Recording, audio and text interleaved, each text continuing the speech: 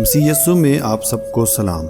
जैसा कि मैंने पिछली वीडियो में आप सबको बताया था कि इस सीरीज में जिसका नाम हमने चर्च इश्यूज रखा है, इसमें चर्च में होने वाले मसाइल को, वो चाहे लैंग्वेज के लिहाज से हो चाहे इंतज़ाम के लिहाज से हो, हम उन इश्यूज को, उन मसाइल को ढूंढेंगे और उनका मुनासिब हल दरियाफ्त करेंगे। पिछली वीडियो में हमने हवाला पढ़ने का दुरुस्त तरीका सीखा था और उसी में मैंने वादा किया था कि इसके बाद हम उन अल्फाज पर बात करेंगे जो हमारे चर्चेज में सबसे ज़्यादा इस्तेमाल होते हैं, लेकिन अफसोस हम उनको गलत तलफ़ुज़ के साथ पढ़ते हैं या बोलते हैं। अल्फाज ज़्यादा हैं, इसलिए वक्त को मलहूज़े खातिर रखते हुए एक एक लफ्ज़ को सीखेंगे ताकि वीडियो छोटी हो और आप आसानी के साथ देख सकें। इससे पहले कि हम अपने मजमून को शुरू करें, इन वीडियो क्लिप्स को ज़रा गौर से देखें और गौर से सुनें। लूका की अंजील, मार्फत अंजील मुकद्दस, मत्ती की अंजील, लिखी गई अंजील, यीशु मसीह की अंजील।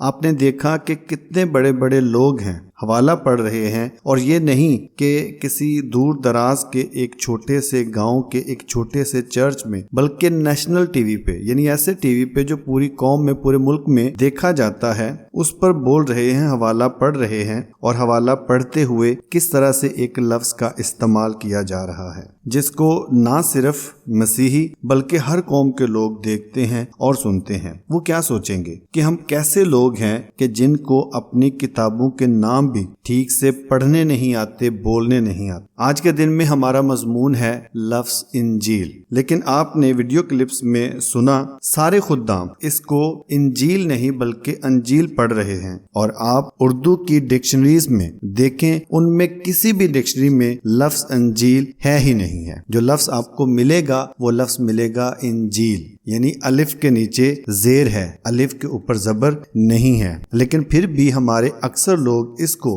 अंजील पढ़ते हैं, इंजील नहीं पढ़ते। हालांकि पढ़ना चाहिए इंजील। हो सकता है कि हम में से कोई ये कहे कि भाई क्या फर्क पड़ता है, इंजील बोलें या अंजील बोलें, लेकिन बहुत फर्क पड़ता है। आपको शायद इस बात का अंदाजा नहीं कि जेर जबर के फर्क से जिंदगी और मौत का फर्क पड़ जाता है। मसलन आपने अक्सर सुना होगा पास्टर साहिबान जब दुआ करते हैं तो बोलते हैं, खुदावंद इस भाई को, इस बहन को शिफा दे। और वो लोग बिल्कुल नहीं जानते कि जो लफ्ज वो बोल रहे होते हैं जिंदगी के लिए नहीं, तंदुरुस्ती के लिए नहीं, बल्कि मौत के लिए इस्तेमाल होता है। शिफा और शफा ये दोनों लफ्ज अरबी जुबान के हैं जो हम उर्दू जुबान में इस्तेमाल करते हैं, और दोनों के अंदर जिंदगी और मौत का फर्क है। जो शफा लफ्ज है वो मौत के लिए इस्तेमाल होता है, और जो शिफा लफ्ज है ये जिंदगी के लिए, सेहत के लिए, तंदुरुस्ती के लिए इस्तेमाल होता है। यानी शीन के नीचे जेर है। अगर शीन के नीचे आप जेर के साथ उसको पढ़ते हैं तो उसका मीनिंग होगा सेहत व तंदुरुस्ती। लेकिन वही अगर शीन के ऊपर जबर के साथ उसको पढ़ेंगे तो उसका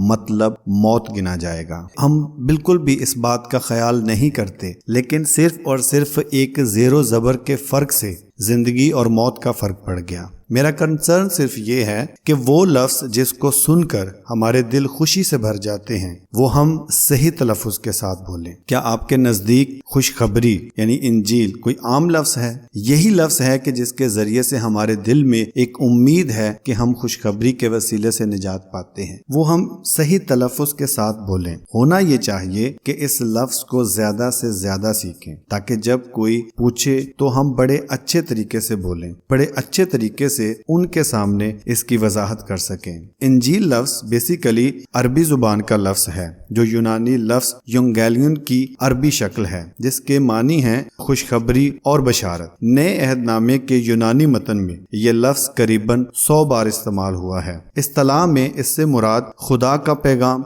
बिलखुसूस खुदा का वो पैगाम जिसकी यीशु मसीह ने मुनादी की और उस पर अमल करने का हुक्म दिया। इससे मुराद वो नविश्ते भी हैं जिनमें यीशु मसीह का पैगाम और जिंदगी के हालात दर्ज हैं। मेरे भाइयों, मैं ये नहीं कहता कि खुदा के ये खादिम इल्म नहीं रखते, सिर्फ उर्दू ग्रामर से परहेज करते हैं, उसका मुतालिया करना नहीं चाहते और उसको इस्तेमाल करना नहीं चाहते। लेकिन एक बड़ी खतरनाक बात है कि जिसको सीखना बहुत जरूरी है। लूका की इंजील उसका 10वां बाब और उसकी 26वीं आयत में मरकूम है, तौरात में क्या लिखा है और तू किस तरह पढ़ता है। یہ سوال صرف اس وقت میں عالم شرع کے لیے نہیں تھا بلکہ آج کے دور میں میرے لیے بھی ہے اور آپ کے لیے بھی ہے۔ میں کچھ تصویریں آپ کے سامنے لگا رہا ہوں، ان تصویروں کو غور سے دیکھیں۔ یہ سارے کے سارے اردو کے وہ تراجم ہیں جن کو ہم پڑھتے ہیں۔ مطالعاتی اشاعت ہے، NIV ترجمہ ہے، جیو لنک بائبل ہے، پاکستان بائبل سوسائٹی ہے۔ میں نے کوشش کی ہے کہ جتنے تراجم میرے پاس موجود ہیں ان میں سے ہر ایک میں سے تصویر لے کر میں یہ لگا سکوں۔ آپ سارے کے سارے جو ویرینٹس ہیں ان کو چیک کریں کہ ہر جگہ پہ جب انجیل کا لفظ لکھا گیا ہے تو اس کے الف کے نیچے زیر لگائی گئی ہے تاکہ ہم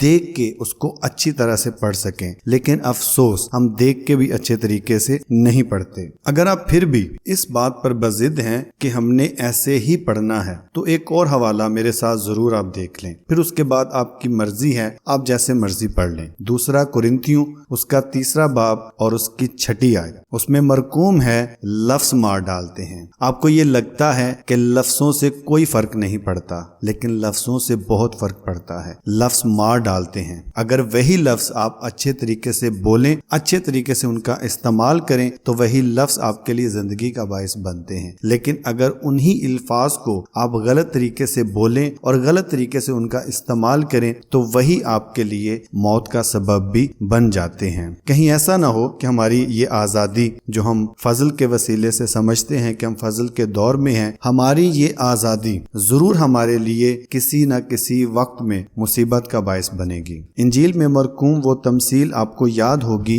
جس میں بلائے ہوئے نہ آئے تو موڑوں چوکوں پر جو ملے ان کو لا کر ضیافت میں شامل کیا گیا۔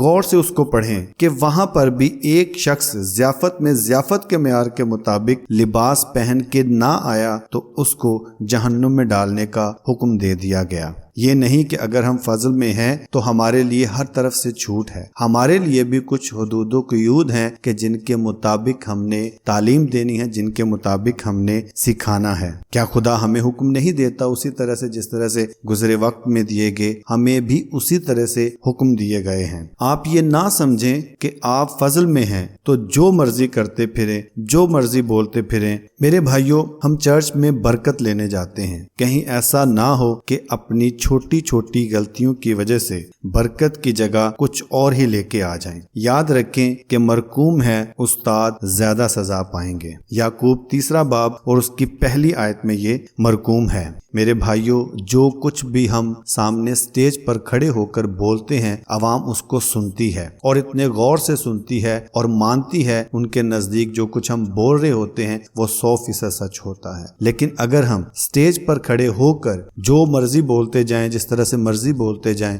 دنیا بھی وہی سیکھے گی جو ہم بول رہے ہوں گے۔ اس لیے بڑے دھیان کے ساتھ، بڑی توجہ کے ساتھ جو ہم نے بولنا ہے وہ بہت سوچ سمجھ کر ہم بولیں۔ جیسے ایک جگہ پر مرقوم ہے، نادانوں کی طرح نہیں بلکہ داناؤں کی مانند چلو۔ افسیوں 5 باب اور اس کی 15 آیت میں یہ مرقوم ہے۔ نہ ہم خود سزا پائیں اور نہ دوسروں کے لیے سزا کا باعث بنے۔ صرف تھوڑا سا دھیان دینے کی ضرورت ہے تاکہ ہم اچھا سیکھیں، درست سیکھیں اور پھر اچھا سکھائیں، درست سکھائیں۔ خداوند آپ سب کو برکت دے، آمین۔